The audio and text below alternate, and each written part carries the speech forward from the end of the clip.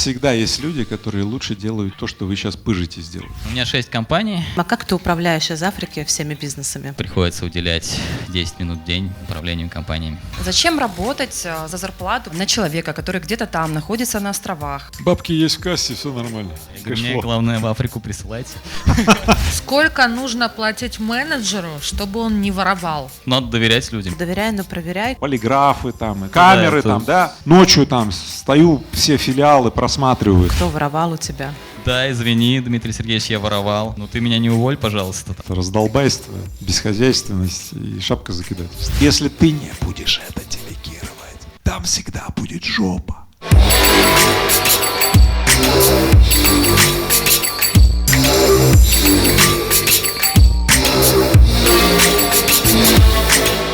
Всем привет! Сегодня мы начинаем новый формат. Это ночные разборки. Бизнес-разборки, ночные бизнес-разборки с Рыбаковым. Я часто слышу один ключевой вопрос. Мне все-таки делегировать что-либо, да? Или самому сделать? Если сделаешь сам, то сделаешь хорошо. А если делегируешь, ну там как получится и так далее. Это очень частая тема у малых предпринимателей, для которых фактически зачастую это такая дилемма, знаете, чтобы стать средним предпринимателем, надо вот прервать эту блокаду, когда весь бизнес там на тебе, да? Именно поэтому вот этот цикл передач новый мы хотим открыть этим вопросом. Все-таки так делегировать или нет? Ну что, прошу любить и жаловать, дайте шуму.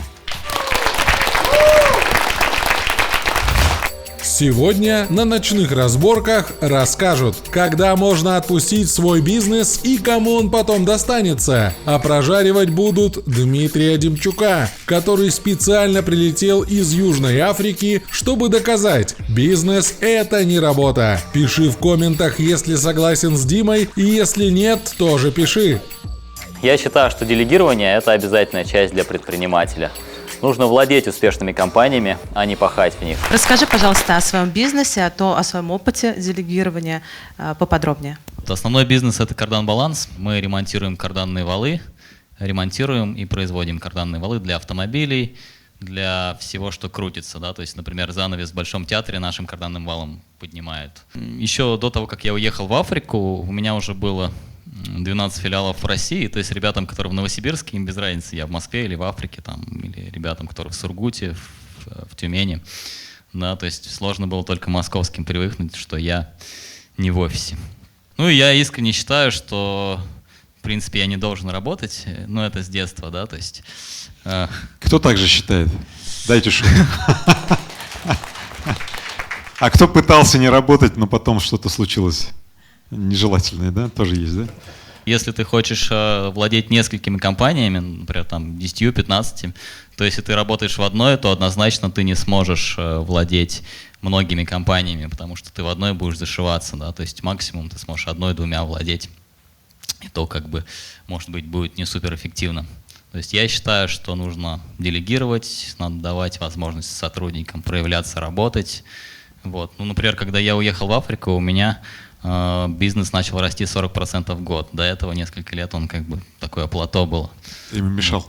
Ну, видно, мне кажется, да. Дима, сколько у тебя компаний? У меня 6 компаний. Вот. У меня еще есть благотворительный фонд. Мы помогаем детям-аутистам. 1% от того, что зарабатываем на карданных валах и там на других компаниях, перечисляем в свой фонд поддержка, сочувствия и развития, помощь детям-аутистам. И там вот папа там организует. Вот. Давайте поаплодируем. В Африке у меня есть салон красоты аппаратная косметология. Там в качестве эксперимента мы вот решили, как это открыть бизнес в Африке, чтобы черные женщины были красивыми. А почему ты в Африке живешь? В Африке мне очень понравилась эта страна. В 2017 году я туда первый раз приехал. Я приехал открыть колл-центр, но не открыл, но я как бы влюбился в эту страну и 4 года уговаривал жену, она говорила, что там опасно, там черные люди. Вот. Ну и через 4 года я ее уговорил, в 2021 году мы поехали туда. А, Дима, как ты управляешь из Африки всеми бизнесами? Как тебе это удается? Ну вот в основном бизнесе у меня совет директоров есть из 4 директоров, они периодически собираются и решают. Вот. Мне они выдают готовые решения, и я как бы, у меня есть право вето, я то есть могу заблокировать. Я финансы проверяю, они мне присылают финансы. Вот, в целом каждый день, но каждый день я не смотрю, раз в неделю смотрю. Вот какие-то ключевые решения, видения, какие новые филиалы открываем и так далее. Ну, то есть, я считаю, что будет высший пилотаж, когда я буду не знать, что где у меня открывается. Сотрудник приходит и говорит, мы открыли компанию в Аргентине, там, я говорю, а что за компания? Вот это будет круто. Пока я до такого не дошел, пока вот приходится уделять 10 минут в день управлению компаниями. А давайте у зала спросим, кто занимается бизнесом? Мгм. А кто делегировал? У кого был плохой опыт? Расскажешь, Виталька? Меня зовут Виталий. Да, я из Краснодара, участник программы ЯРТ с Игорем Владимировичем. У меня недавно вот был такой замечательный опыт. Получается, в моей компании, которая самая первая, как бы откуда я уже вышел, да, из операционки, у нас пришел молодой человек, переехал к нам из Украины и заявил о себе как топ-менеджер, как такой четкий, классный парень. Я посмотрел на него, слушай, давай откроем IT-компанию, как бы, да, он пришел к нам на должность маркетолога, рассказал о своих проектах и все, как бы. И мы собрали быстренько компанию, заплатили всем зарплату, дело пошло, как бы. Все, больше я не лезу. Через полгода в сам... Уже интересно, да? Да. Через полгода, получается, как бы в нашей компании толку нет, в тех проектах, которых нет. Единственное, что он за это время, это сделали мой проект, самый, получается, и на самом основном месте, когда мне это надо было, да, он просто сказал в общий этот котел, как бы, да, я ухожу, этой компании нет будущего, как бы все проекты не то, и все, до свидания. И как бы вот теперь я опять в операционке, только в этой новой компании, я теперь стал айтишником. По-моему, здесь очевидно, здесь вообще не про делегирование вопрос, просто раздолбайство, бесхозяйственность и шапкозакидательство. Первый встречный, который там пришел и сделал себе какую-то презентацию там, и ты такой, вроде парень неплохой. Но, во-первых, хороший человек — это не профессия и не способность, там, создавать стратегические команды и так далее. Ты не расстраивайся. Давай я сейчас спрошу, ребят, у кого был похожий опыт, когда вы что-то начали и все просрали? Вот посмотри. У меня тоже так, штук 10 точно было таких компаний. Поэтому, давай, Виталик, слышь? Вот, у меня тоже был, поэтому ты не расстраивайся, да, поэтому. Вот. Но это не повод тебе становиться айтишником или надолго зависать. Понял, да, что будет с тем, кто там зависнет? Ты утратишь там наблюдение за другими, возможностями, за другими компаниями там, и так далее. Ты как бы посвятишь себя тому, у чего действительно может не быть перспектив. Какова вероятность, что вновь учрежденная IT-компания станет успешной? Какая вероятность? Если ты участник программы ЯРТ. Виталик, я тебе так скажу. Если ты участник программы ЯРТ, или ты царь Гороховый, или шут Гороховый, или ты Путин, или ты Байден, вероятность примерно одинаковая. Вот откуда ты решил, что вновь учрежденная IT-компания станет успешной? Ведь вероятность того, что она станет успешной, одна, на секундочку, миллионная. А с тобой в лице генерального директора еще меньше. Предприниматель — это игрок в малой вероятности. В малой, да? 1 миллионная, хорошо. За счет того, что ты там что-то там крутое или что-то, ты увеличил эту вероятность с 1 миллионной до 1 100-тысячной, да? Хорошо, до 1 10-тысячной, ты вообще крутой. Увеличил. Сейчас вероятность 1 10-тысячная, что эта компания всплывет. Будешь ждать, чтобы проверить? Или скажешь так: алло, ищем таланты? Ищем предпринимателя на эту компанию, своего партнера, да? Поставишь, а сам пойдешь. А потом через какое-то время придешь, скажешь, что, умерла? Значит, умерла. Или, ух ты, вот такое. Но если вот такое, то присвоишь себе успех. А если нету ничего, то скажешь, Бог с тобой. И пойдешь дальше. Смотри. И в результате следующее. Выигрывателем будешь?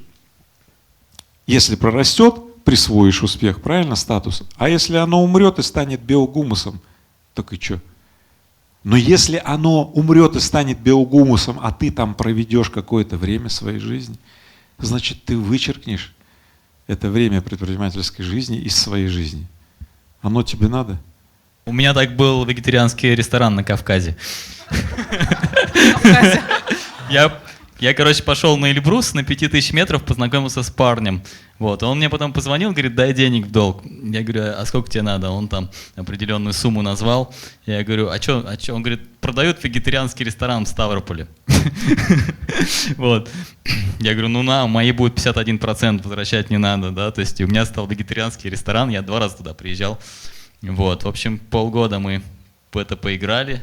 Потом у нас стал еще вегетарианский магазин продуктов, мы расширились, а потом я сказал, не, ребят, я ухожу, ничего нету, на Кавказе невозможен вегетарианский бизнес. Ты уже знаешь, что раз за разом, совершая примерно такое, ты не достигаешь желаемого. Повторение такого же, ну, что не приносит желаемого, это глупое действие. Не человек глупый, а действие глупое. В любой момент можно перестать делать глупое действие. Вот и все. Первая компания получилась. Каждый 5-й iPhone в Краснодаре это мой. И что? Основной ореол вот этой гордыни, да, на тех предпринимателях, которые все еще считают, что они такие дееспособные, да, что это именно они привели компанию к процветанию. Но вот, собственно, у них и не получается никогда создать второй бизнес, третий и так далее. Никогда. Потому что, еще раз говорю, предприниматель хронически переоценивает свое влияние на то, что получилось. У каждого предпринимателя вот есть то, в чем он просто самый крутой, сильный и все. И есть много чего, в чем он вообще никто, но он туда постоянно почему-то пыжится. Вот и все. Это касательно всех людей. Кто узнал сейчас себя, поднимите руку, чтобы Виталик посмотрел. Вот, то есть мы так устроены. То, что у нас очень сильно получается, мы говорим, ну это само собой, пойду займусь тем, что у меня ни хрена не получается. Я говорю, в смысле, бля? Так это же глупо. А, ну да, вроде да. Так я говорю, подожди, вот это зафиксируй момент. Все. Я лично видел, как есть много вещей, которые у тебя получаются просто вот так, в лед. Ну вот, на них специализируйся. Все. А все другое делегируй. Но делегируй не от того, что надо делегировать, а от того, что вынужденно. Понимаешь, если ты не будешь это делегировать, там всегда будет жопа. Сори. Доброй ночи. У меня вопрос к Игорю Владимировичу Рыбакову. Как вы считаете, сколько нужно платить менеджеру, чтобы он не воровал? Это не зависит от количества денег. Ну-ка, Дмитрий, давай, ты начинай. Ну, то есть люди же и не за деньги работают. То есть, ну, если какие-то базовая, да, потребность закрыта, там, например, 100 тысяч рублей, да, то есть, то уже человек может работать не за деньги, а за какие-то другие нематериальные, как бы, ну, например, жена ему, да, там говорит, что там хорошо работает. Вы поняли, да? Секретный прием Демчука, знать всех Да, жен надо с женами и мам. дружить. Вот. Ну, плюс он может чувствовать Друзья мои, свою... значит так, опасайтесь, если Дмитрий познакомился с вашей женой или с мамой, значит явно будет недоплачивать. Подарки, да, обязательно. На 8 марта, на день рождения нужно. Вот, потом он может, ну, как бы у него же может быть какая-то нематериальная мотивация, например, жажда какой-то власти, да, на какой-то территории, даже над отделом менеджеров. То есть мы, например, говорим, точнее, если тебя сделали директором, у тебя на визитке написано директор, это же уже круто, зачем еще Можно не платить. Ну, зарплату зачем повышать? Ну, понятно, что потом повышают, но в начале это же круто. А давайте так, у кого так было в жизни, что вы предпочли титул или должность, да, вместо зарплаты? Вот и все. У меня так постоянно было, я говорю, зарплата или титул, или должность. Вот в 80% случаев амбициозные ребята, девчата выбирают титул, должность, то есть позицию, с которой можно жахнуть как следует. Это какие-то надежные люди свои, как ты вот подбираешь, кому ты сможешь доверять? Ну вот один из топ-менеджеров, это он бывший участковый с Рублевки, он честный, его оттуда уволили. А остальные? Он 12 лет работает у меня, надо доверять людям. Слушай, ну доверяй, но проверяй, как ты вообще все равно нужно контролировать людей. Ну, можно их друг на друга зацикливать, они друг друга проверяют. Вот. А есть такие люди, Круговая которые... порука называется. Да. Есть такие люди, Но ведь они которым могут так проверить, хлебом что... не корми, зарплату не плати, дай что-нибудь проверить. Они же могут договориться. Как ты это делаешь? Расскажи подробнее.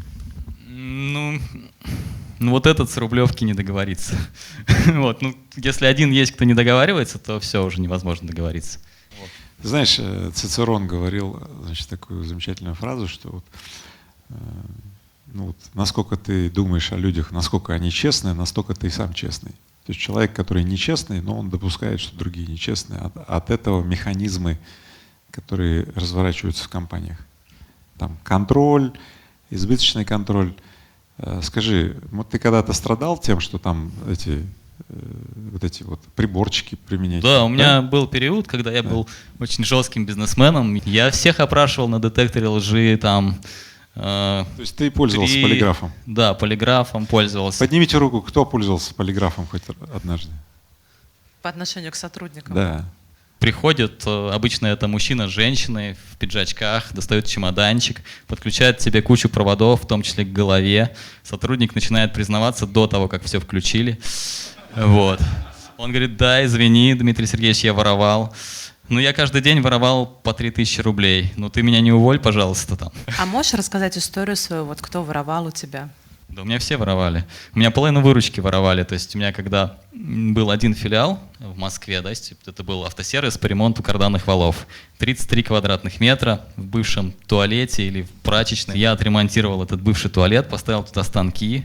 Вот один трофейный немецкий 41 года выпуска, сварка тоже какая-то трофейная. Все оборудование, которое удалось собрать. У меня там работало 2 работника и еще 2 помощника. Я этот бизнес начал с партнером, партнер мне дал оборудование. Но через 3 месяца я у него выкупил все оборудование, я занял у своих сотрудников деньги, потому что я знал, что они воровали, но если я у них занял, то они тогда меньше воруют, потому что они друг другу, ну, сами себе деньги отдают. Лайфхак. По-моему, вы знаете этот удивительный ход жесткого бизнесмена из 2000-х. Да. Это было в 2000-х? 2008 год был, да. Нормально. Это был период, когда я ездил на «Жигулях». Вот, я приезжал, ну я уже тогда не особо работал, я раз в неделю приезжал в бизнес, смотрел, и они справедливо считали, что это их бизнес, и деньги клали себе в карман в основном. Вот, я поставил скрытую камеру и смотрел, как в конце смены ребята считают. Это тебе, это мне, это вот немножко в кассу, да, то есть я месяц посмотрел, потом я не выдержал, всех уволил. Вот. Ну я всех уволил, купил бутылку водки, с ними выпил водки, ну, то есть они были старшие товарищи, я их взял с завода, куда я пришел работать подмастерьем. То есть я пришел туда за 50 рублей в час работать, подметать стружку около станков. И потом я открыл бизнес, взял их с завода, то есть они еще помнили, когда... Как ты смог, старших товарищей?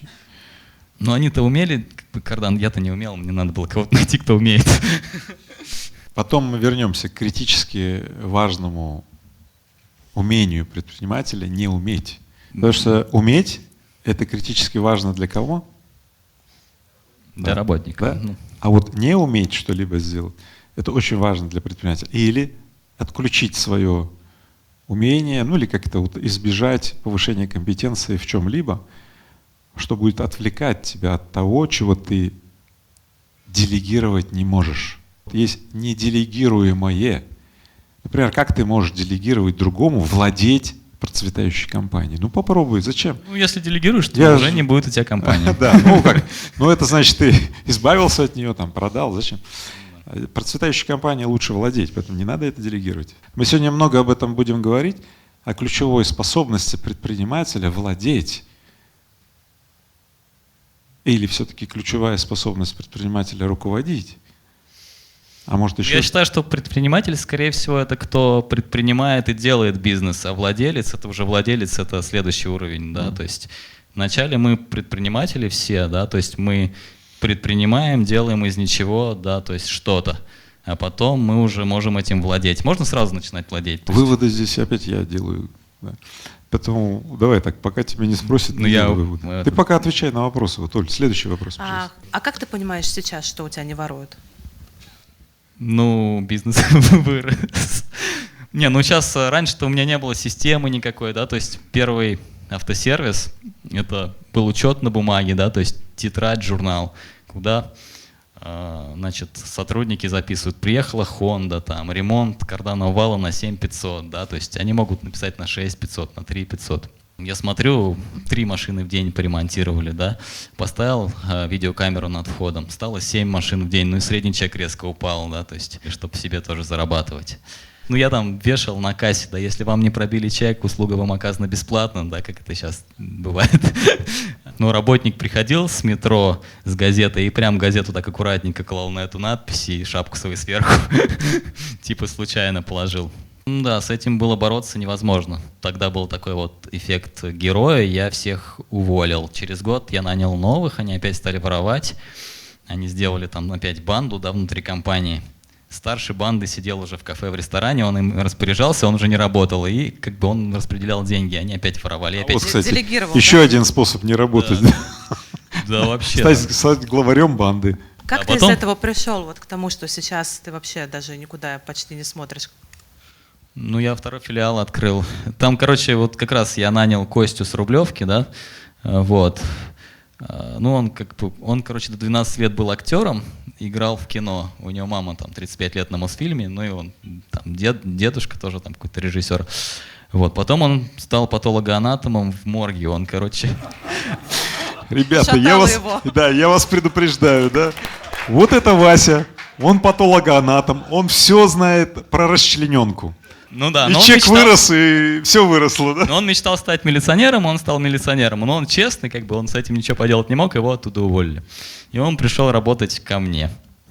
Вот. Ну и теперь он со мной работает уже более 12 лет, наверное, 13. И он говорит, я бы давно от тебя ушел, но мне мама не разрешает, и жена не разрешает.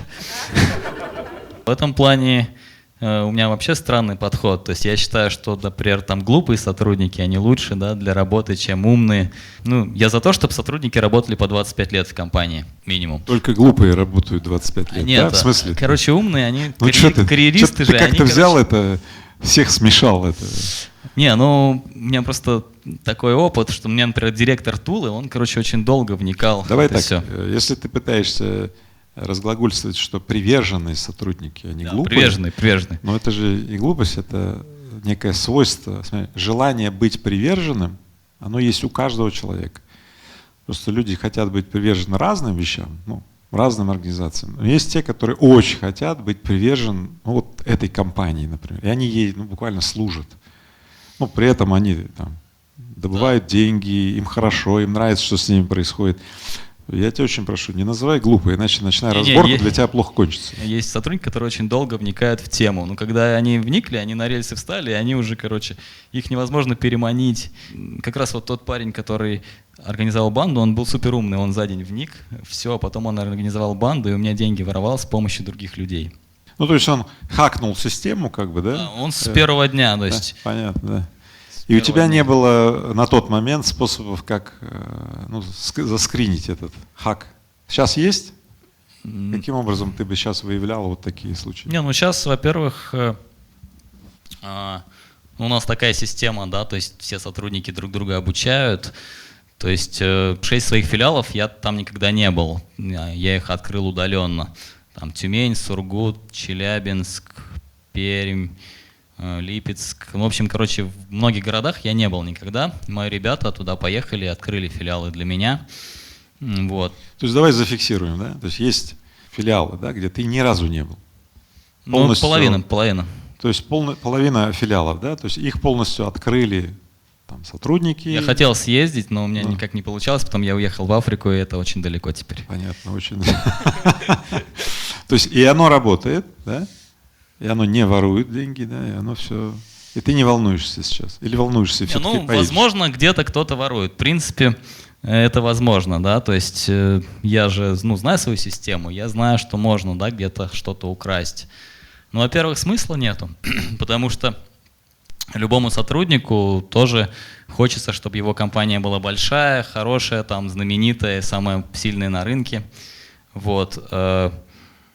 И во-вторых... Стоп, зафиксируй. Ты вот сейчас сказал, любому сотруднику хочется, чтоб. И дальше перечислил. Чтобы компания была именитая, большая и так далее.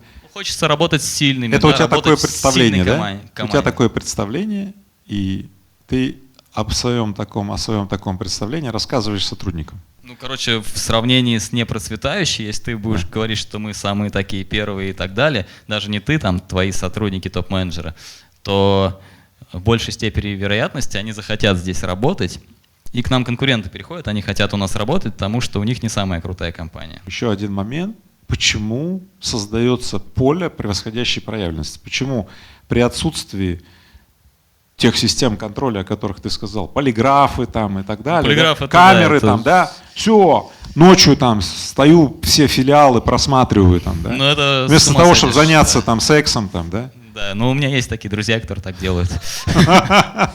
Да, обратите на это внимание, Могут потому что одновременно. это очень редкий случай, когда владельцы, смотрите, становятся излучающими, ну, буквально проповедниками определенных ценностей и подходов, о чем рассказывают своим сотрудникам, вдохновляя их Вот даже жить такими странно, ценностями. что из руководителей филиалов и вообще там из топ-менеджеров никто у нас не увольняется, да, то есть Ты пришел на прожарку, а выходит, что я тебя что-то не жарю, а наоборот говорю, вот, обратите внимание. Оль, давай Да. задай какой-нибудь вопрос, чтобы Вот я мы хочу как следует вернуться. Смотри, сырнички-то мне пожарили. надо понять, и мне кажется, зрителям это тоже интересно. У тебя воровали 12 лет назад, да? Потом ты нашел этого супер умного человека. потом у меня тетя в Киргизии потеряла работу, тетя Сара. Так, давай поподробнее. Вот, короче, Это специальный подход Демчука, значит, называется тетя Сара, да? Я так да, но она не богатая, она работала в интернет-кафе, вот, и она работу потеряла. Но она вообще в Советском Союзе была инженер по суперкомпьютерам. Вот, и поэтому мы придумали открыть колл-центр в Киргизии. Я говорю, тетя Сар, будете московские автосервисы обзванивать. А у меня тогда было 2 в Москве филиала и филиал в Воронеже. Я говорю, тетя Сар, будет у вас зарплата 10 тысяч, и еще 5 человек наймем, будет 50 тысяч зарплат фонд 2013 год. Она говорит, слушай, 10 тысяч это очень много, вдруг мы не справимся, давай будет 5 тысяч зарплата. Я говорю, ну 5 так 5. Друзья мои, обратите внимание на секретный прием. Всегда есть тетя Сара, которая не за 10, а за 5. Вот. Обратите внимание, но это где-то не рядом, а где-то чуть-чуть подальше, например, в Киргизии ну, или сейчас в Индии, да, и так далее. сейчас Называется в среднем- перенос в офшорные зоны, значит. Я поэтому в Африку вначале и поехал, да, я там тоже хотел колл-центр открыть. Вот, сейчас в среднем оператор колл-центра получает около 50 тысяч, там в Киргизии это как бы супер зарплата нормальная, то есть поэтому конкуренты не могут нас Совесть победить. имеет человек, да, нормально, молодец. А то я думал, так и платишь по 5 тысяч. Просто по шагам ты можешь рассказать, как ты выходил из операционки и пришел вот к сегодняшнему? Первый шаг это было открытие 2-го филиала. У меня работал Леха, мой однокурсник из института, и Костя был участкового с Рублевки. Они типа 2 доверенных лица. У меня был автосервис, было 2 мастера-приемщика старших. Ну типа как бы топ-менеджеры на тот момент. Они друг друга не любили. И они подрались, и короче кто-то кому-то поставил фингал. Вот, это был первый шаг выхода из операционки. Я говорю, Лех, ищи ангар, будем 2-й филиал для грузовых открывать автомобилей, чтобы мы делали не только легковые карданы, но и грузовые. Вот. Потом у меня сотрудник один решил переехать в Воронеж, Виталик. Я говорю, не увольняйся, мы там откроем филиал, и там открыли филиал, вот, чтобы он не увольнялся. А потом как раз тетя Сара, да, то есть и колл-центр. То есть я, получается, как раз бизнес с родственники, у меня там половина родственников в колл-центре работает. Можно делать, если есть тетя Сара. Ясно. Это, обратите внимание, фокус на том, что используются обстоятельства с выгодой. Этот уехал в Воронеж, значит, давай Да, филиал. да. Они потом Эти тоже... подрались, поссорились. Так, давай разведем вас в разные стороны. Вот Я говорю, давай. вы мне оба дороги. Да, оба дороги, да.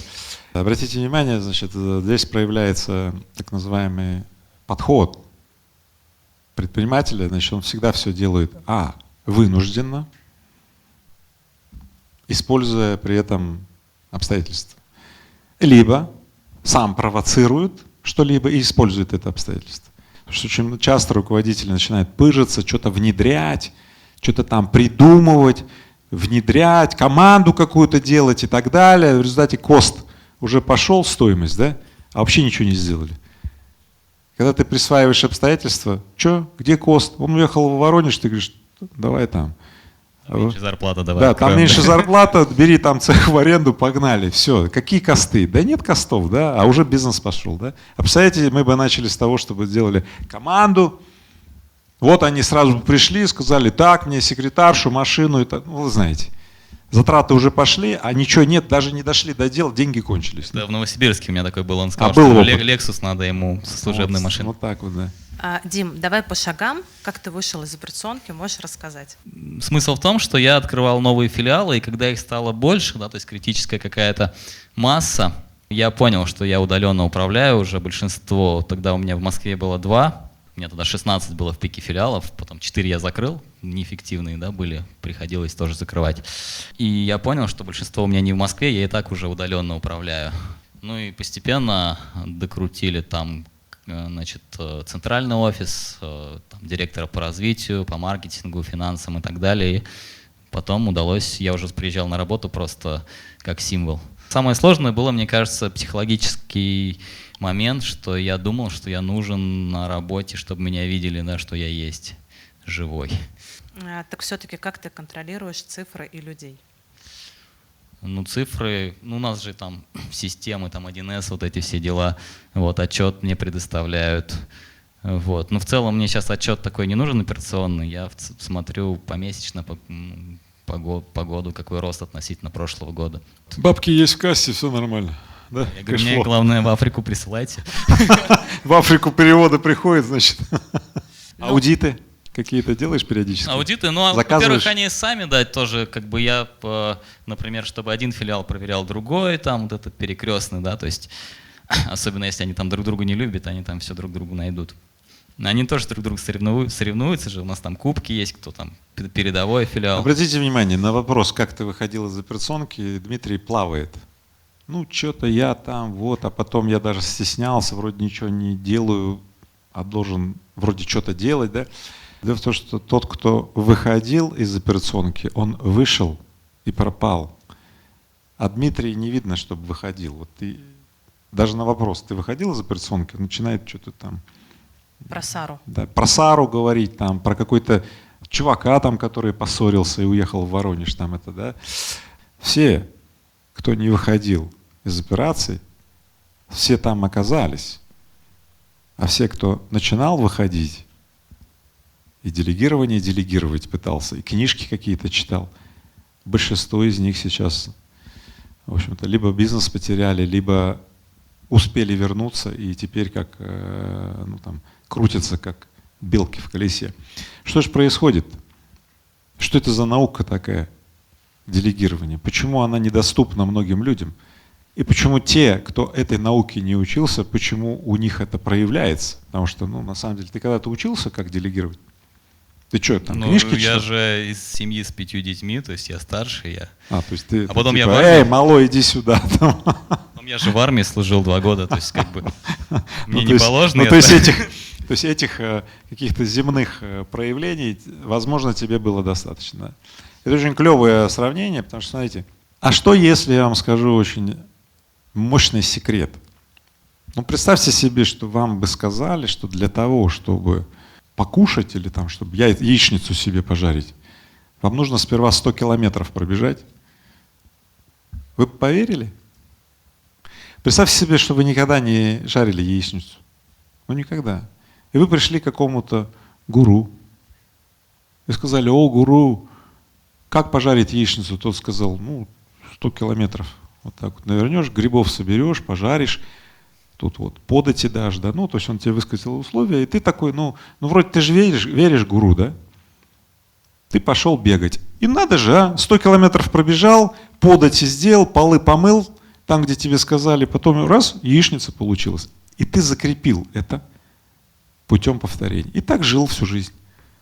И вот однажды случилось, что ты почему-то, значит, не пробежал эти 100 километров. Но однажды ты пожарил яичницу и сказал: так, а что, так можно было?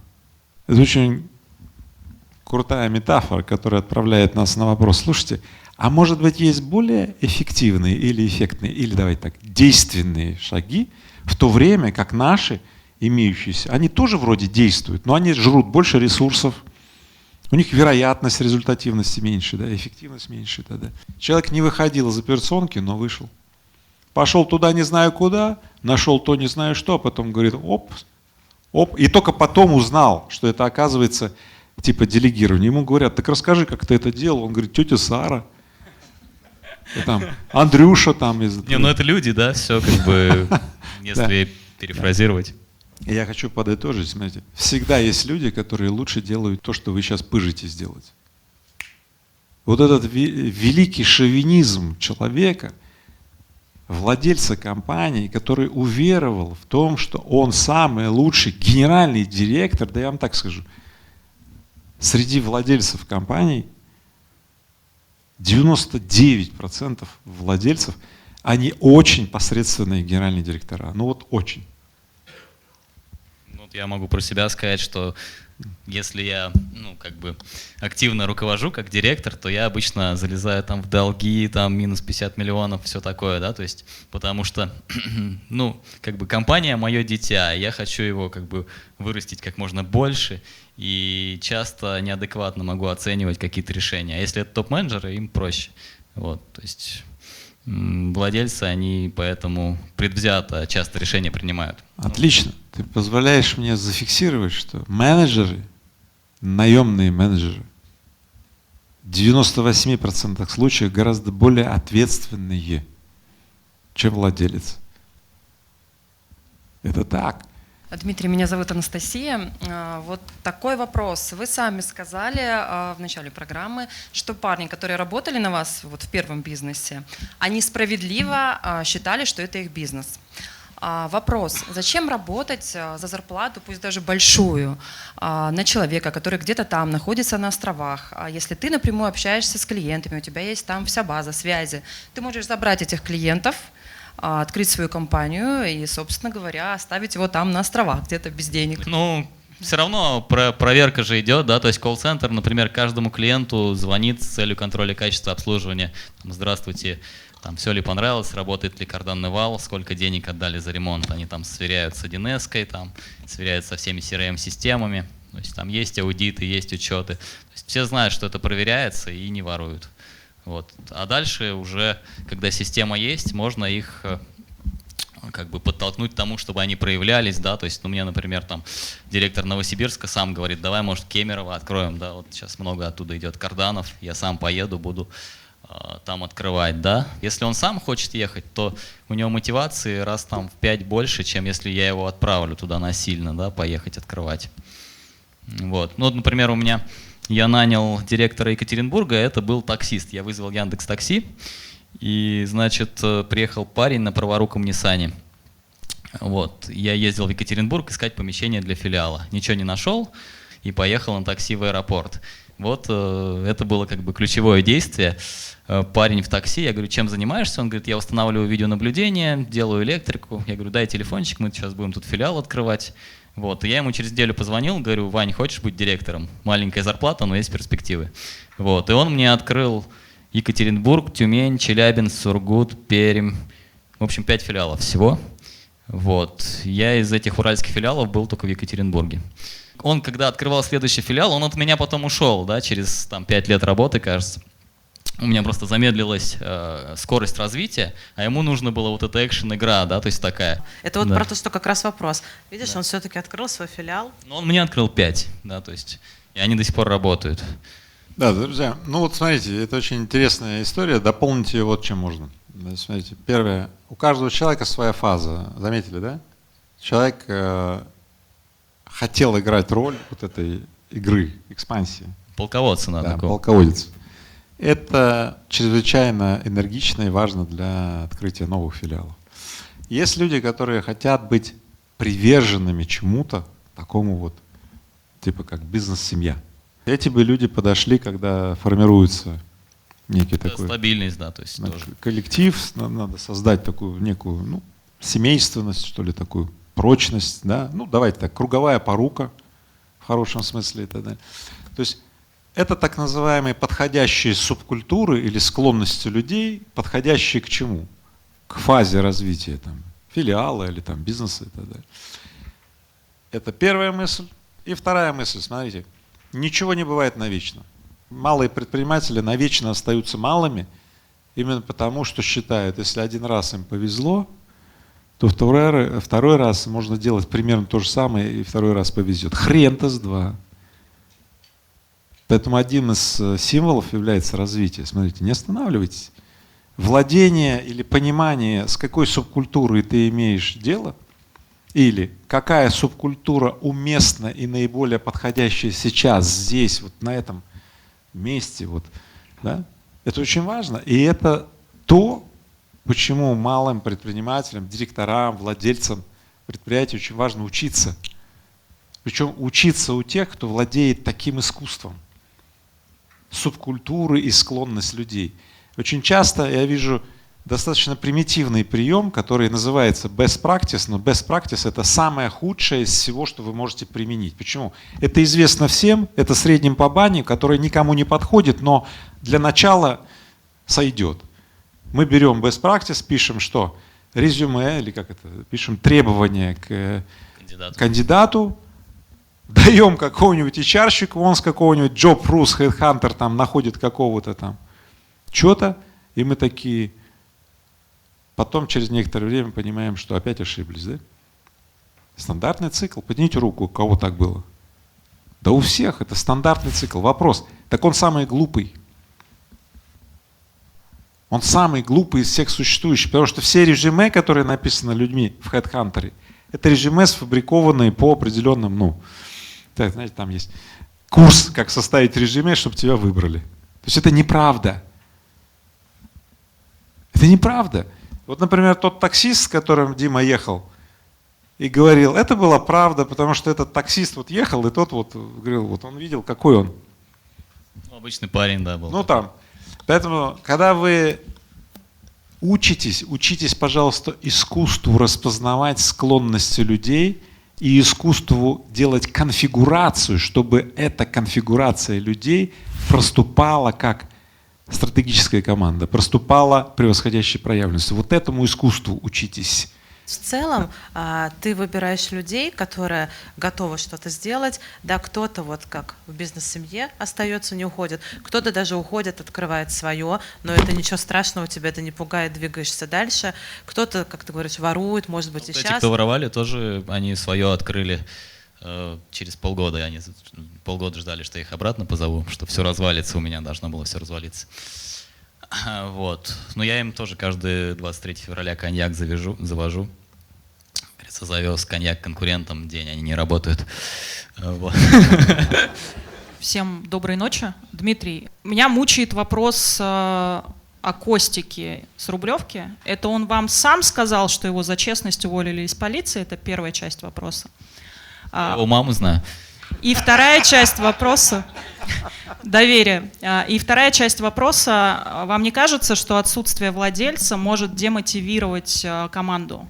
Когда они видят, что нет вас физически, да, и даже не представляют, заняты ли вы бизнесом совсем, то у них есть ощущение, что можно все, и они предоставлены сами себе.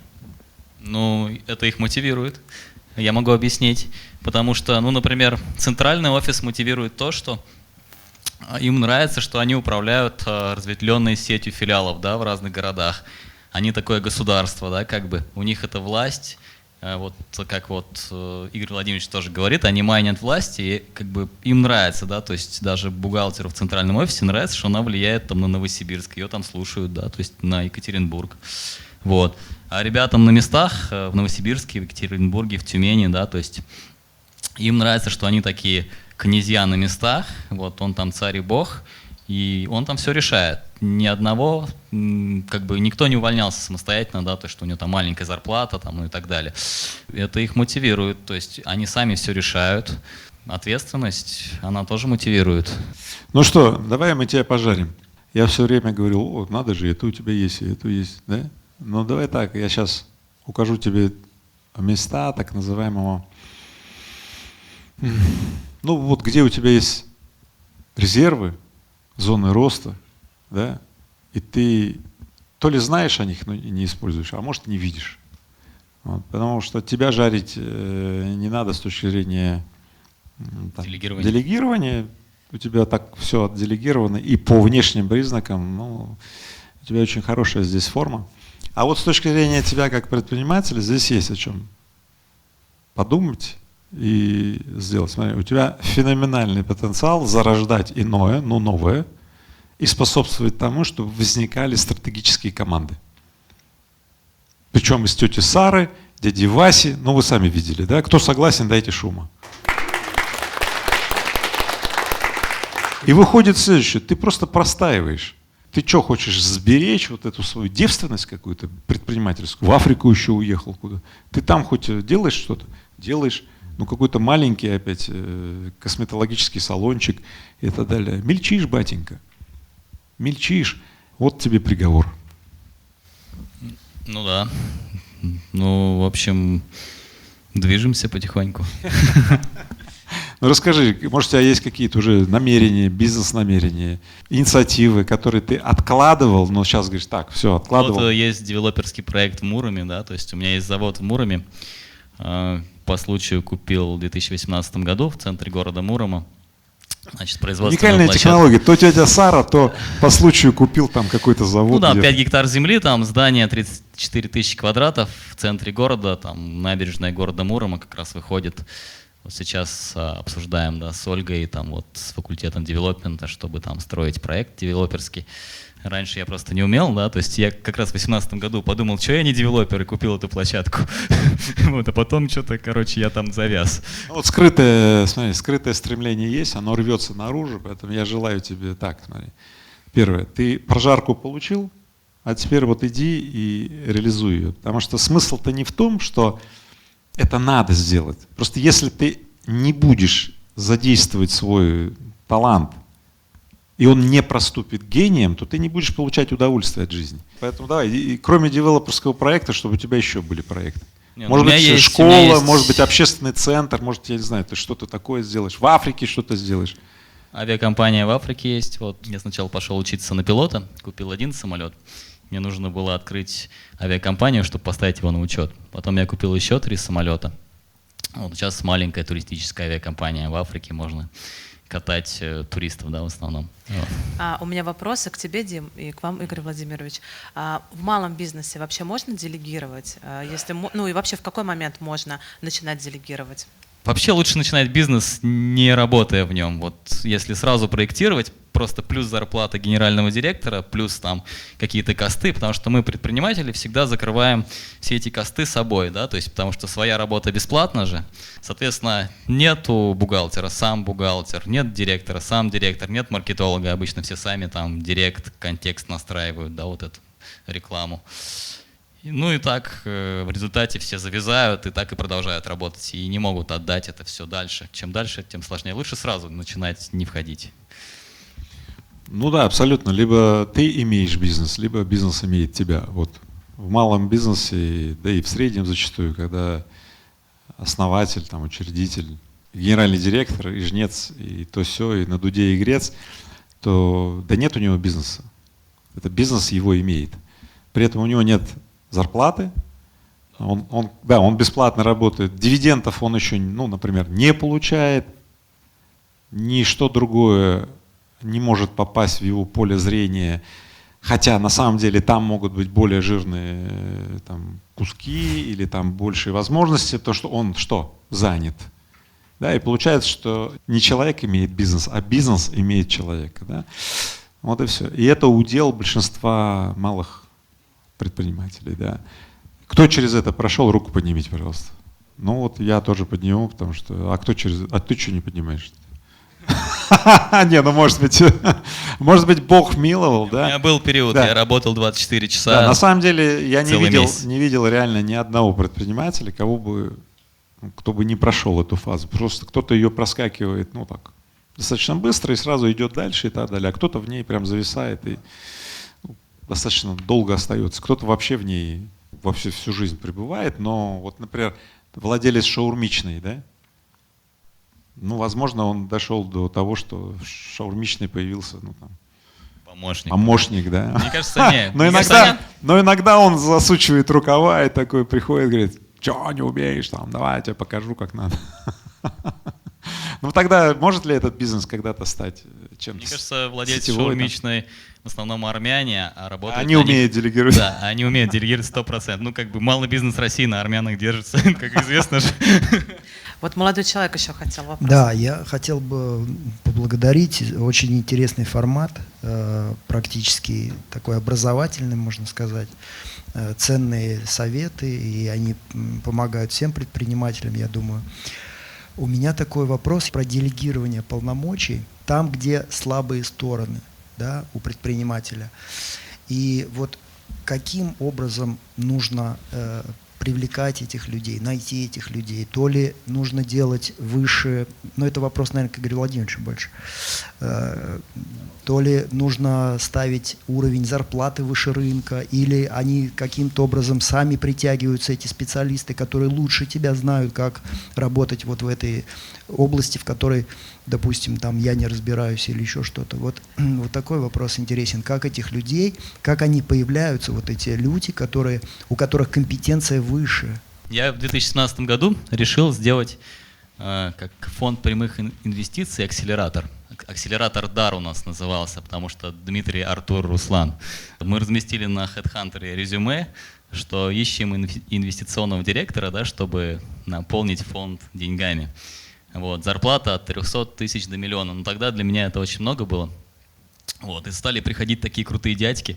И как бы, а мы сидим там в ресторане «Счастье» на крыше, вот, на Тверской, и собеседуем такие 3 пацана. Я даю листок бумаги, я говорю, ну рисуйте, как вы это видите, там, и они рисуют, как пиво сделать, как что, я думаю, ничего себе.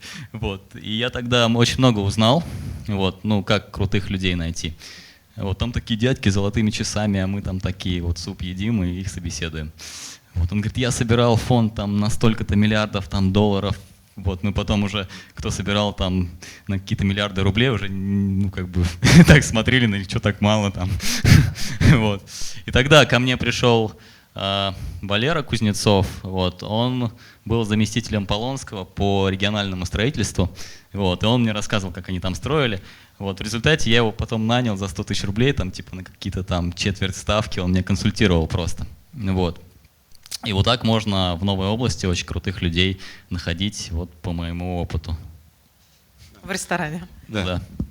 Ну вот, что тут добавить? Смотрите, первое, используйте силу того, что ваш замысел, который вы обнародуете, привлечет людей с опытом, с большими масштабами, и на собеседовании они вам и расскажут. Ну, если вы готовы слушать и учиться. Да, как сделать? Если вы готовы слушать и учиться, это тоже очень важно. Потому что часто предприниматель вообще не готов. Он думает, что сейчас он наймет кого-то, и тот все сделает. Тихо. Как же? Можно ли предпринимательство делегировать? На собеседовании мы узнаем многое, причем от тех, кто уже делал. Да? А потом, когда мы узнали многие от тех, кто делал, мы посылаем к тем, кто нам приглянулся, слушай, просто поконсультируй меня там за 100 тысяч. Они сами там предлагают. Да, но если они видели в тебе заинтересованного предпринимателя, готового учиться, слушайте, я вам так скажу, ни один учитель не откажется от жаждущего, страждущего ученика, который, прям вот, готов учиться, ставит свои бабки в проверку гипотез. Конечно, для учителя это величайшая из благостей. И потому эти замечательные люди, которые имеют опыт, конечно, там ценник, который может быть миллион, а может и поболее с бонусами, да, они будут за 100 тысяч консультировать в роли учитель и будут с таким трепетом это делать, с каким не происходит ни один консалтинговый контракт. Консалтинговый контракт, сорян, там цензура вырежет это еще, происходит на отъебись. Просто чтобы акты закрыть. А вот отношения учитель-ученик, они происходят через сердце. Кто чувствует и понимает, о чем я сейчас говорю, руку поднимите. Вот видите, у каждого есть такой опыт. Это в нашем архетипе. Мы все имели такие отношения. Другое дело, применяем ли мы это в бизнесе, или в бизнесе мы приходим и говорим, я начальник, ты дурак. Я говорю, слушай, кто тебе судья, что ты сам решил ограничить то, что у тебя есть, но ты не применяешь это? Почему ты не применяешь в своей компании отношения учитель-ученик? Это самые клевые из отношений, которые вообще могут вообще фундаментально изменить все. Создать бесконечные цепочки учеников, твоих учеников, и вот у тебя бесконечный приток новых людей для открытия новых филиалов, для чего угодно. Кто сейчас строит заводы в компании Технониколь? Мои правнученики, мои праправные ученики, ну, грант-ученики, да, там 3-го, 4-го, 5-го колена. Ну, потому компания Технониколь фундаментально является компанией-университетом. И самоделегирование, если хотите, происходит. Ну, да там уже даже не надо называть это делегирование, потому что когда есть отношение учитель-ученик, то ученик, ну, он сам желает, чтобы учитель видел, насколько тот способный, да, и он сам копирует своего ученика, учителя, да, производя уже своих учеников. Смотрите, и вот происходит, что вся организация становится это учителя и ученики. Да у такой компании вообще проблем нет размножаться. Ну, единственное, что в такой компании там она так плодит, что потом они приходят и все открывают конкурирующие филиалы. Ну да, много. Да, но это если вы на жопе сидите. Потому что есть полгода, как минимум, от того, что суперталантливый ваш ученик, который стал учителем, и от него идут свои ученики, и если вы за эти полгода вафлю жуете, и не говорите так, что, ребята, а может пора нам экспансию экспансировать? Ну кто? Да все, вот из этого чрева, так сказать, компании, да, тут же находится 2, 3, 10 людей, которые говорят, все, мы поедем филиал туда, откроем и так далее. Но если вы этого не манифестируете, то что происходит через полгода? Ну, а что? Скучно им, скучно. Уходят. Скучно, и они уходят делать попытки и правильно делают. Не хрен застаиваться. Вы выступили как учитель, но на каком-то моменте вы остановились. Нашему принцу надо лететь в Африку. Давайте подытожим, что можно, что нельзя делегировать, и несколько советов, как это сделать правильно.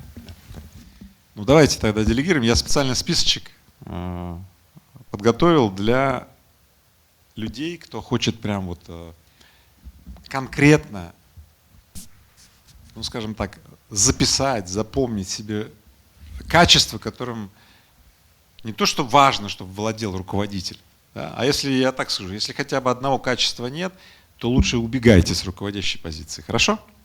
Итак, какая у тебя субкультура? То есть твои подчиненные — это рабы, а ты рабовладелец? Или ты родители, а они дети? Да? Или ты начальник, а они дураки, да, вот это известное, да, я начальник, ты дурак, да. Или ты учитель, наставник, а они ученики, которые становятся плодовитыми учениками учителя. То есть у них тоже появляются ученики. Какая у тебя субкультура, это в значительной мере определит степень твоего, ну, как у тебя будет расти бизнес. Я вам расскажу по своему опыту тоже.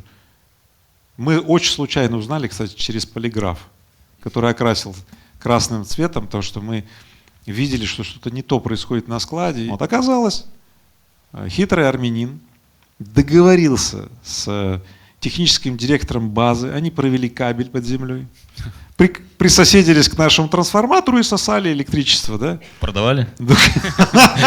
Нормально, на наш счетчик все наматывало, да? Нормальный такой бизнес. Короче, поэтому субкультура. Я вам так говорю, здесь я тоже могу сказать, на нашем складе, на этой торговой базе субкультура была говно.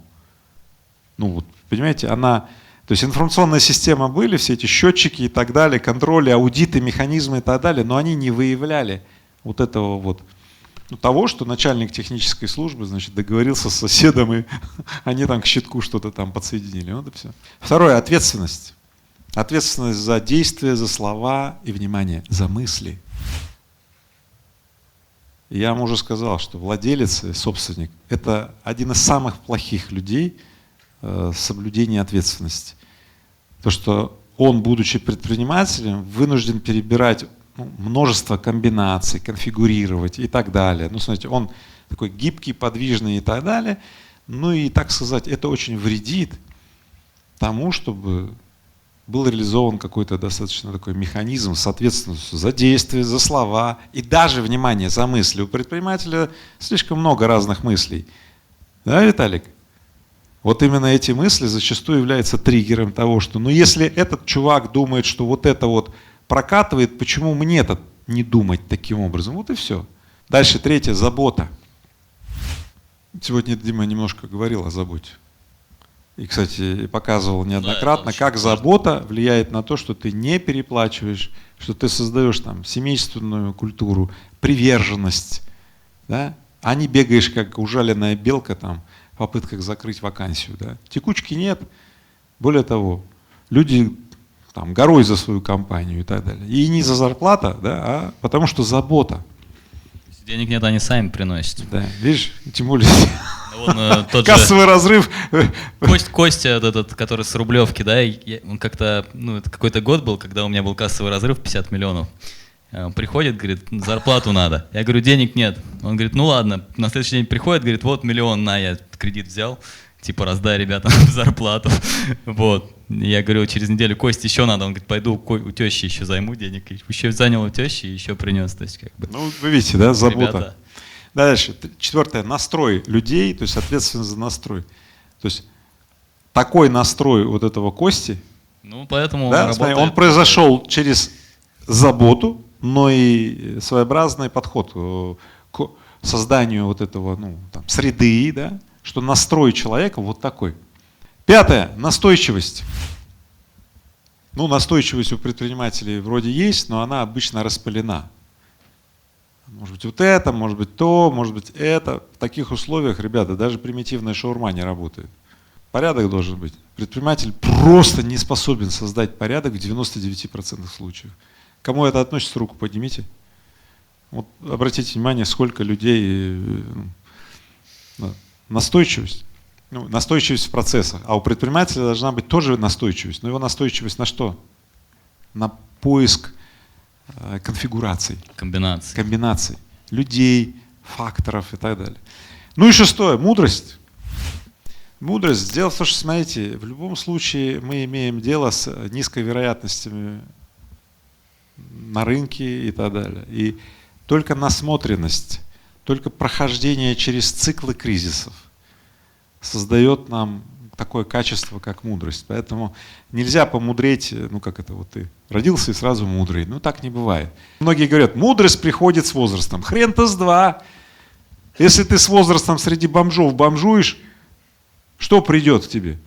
Кроме ощущения, что ну вот, нежели богато, нечего начинать и так далее. Поэтому я вас всех поздравляю теперь с этим великим знанием. Да? И еще раз хочу сказать, мы проживаем пользу от воззрений, распространению которых способствуем. И ежели вы сами доминирующий тип руководителя, подавляющий и так далее, то, конечно, никогда у вас не будет крупного бизнеса. Ибо все ростки живого вы будете подавлять, стремясь получить вот это проживание, в хорошем смысле, да, от доминации, от власти должности, от власти контроля, от власти того, что у вас есть мнимое ощущение вот это качества проживания жизни. It's okay. С точки зрения проживания это it's okay, но с точки зрения изобилия not okay.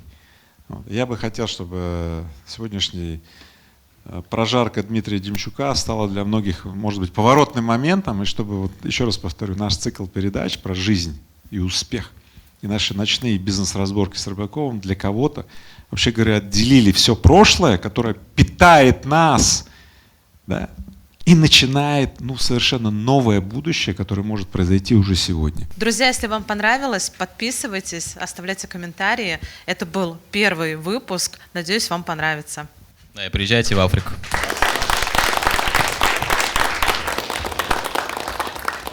Я очень вдохновляюсь, когда, знаешь, предприниматели-урожденцы в России, да, теперь делают бизнес в Африке, где там Дубае, где там Малайзии, Индонезии и так далее. Это феноменальный пример того, как предпринимательская субкультура, которая происходит из России, насколько она сильная, стойкая. Мне кажется, вы убедились в этом. Хотелось прожарить тебя как следует.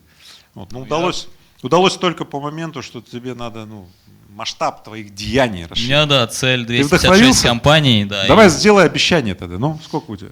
Вот, у меня как бы цель 256 компаний, потому что у одного африканского бизнесмена 256 компаний. Но, естественно, если я хочу быть успешным владельцем, да, не работать в них. То есть я не могу работать в 256 компаний. Вот. Я могу подметить, что все такие люди, кстати, где-то после 20-й компании обязательно открывали университет, да, чтобы плодить вот свои эти знания. Вот. Ну, я, безусловно, патриот России, где бы я ни был. Вот можно посмотреть белый, синий, красный. Вот. Точно. Поэтому в Африке, да, я всем говорю, что я русский, и вообще мне везде зеленый цвет. Ну что, ребят, Дмитрий Демчук, поаплодируем. Да, не спасибо. расходитесь, пожалуйста. И Ольга Благовещенская, которая самая феноменальная ведущая, по-моему, для ночных бизнес-разборок. Я всегда буду теперь на ночные бизнес-разборки приглашать Олю. Спасибо. Я чувствую себя в безопасности. Да?